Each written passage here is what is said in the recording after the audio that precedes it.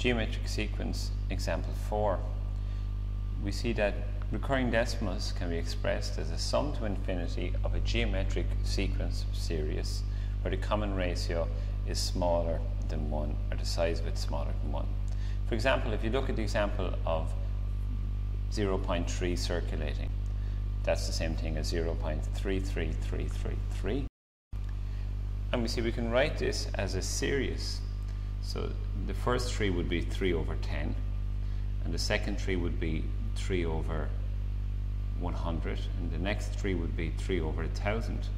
So this is a series where A is 0.3 and R is 1 over 10. Now let's look at an example of a question like this. This is example 4. It says write the recurring decimal 0.23 recurring. That's 0.23232323. Now to write this as a series, the first term in this is 23 over 100. That's what 0.23 is. The next part would be 23 over 10,000. The next part will be 23 over, this time it'll have 6 zeros, 23 over 1,000,000. And this is how we could write this as a series. The first term A is either 0.23 or 23 over 100. Easier to write as a fraction in this particular question. And the common ratio, we see that we're multiplying by 1 over 100 each time. To do this in a formal way, the common ratio is term 2 divided by term 1.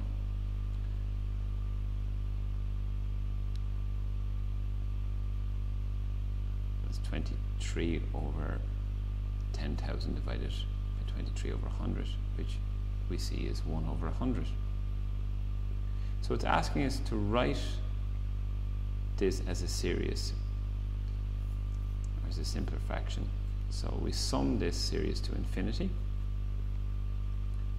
just subbing in the numbers A and R. So the sum to infinity is 23 over 100 divided by 1 minus 100. Now if you take 100 from 1, you're left with 99 hundredths. So this is the same thing as 23 over 100 divided by 99 over 100.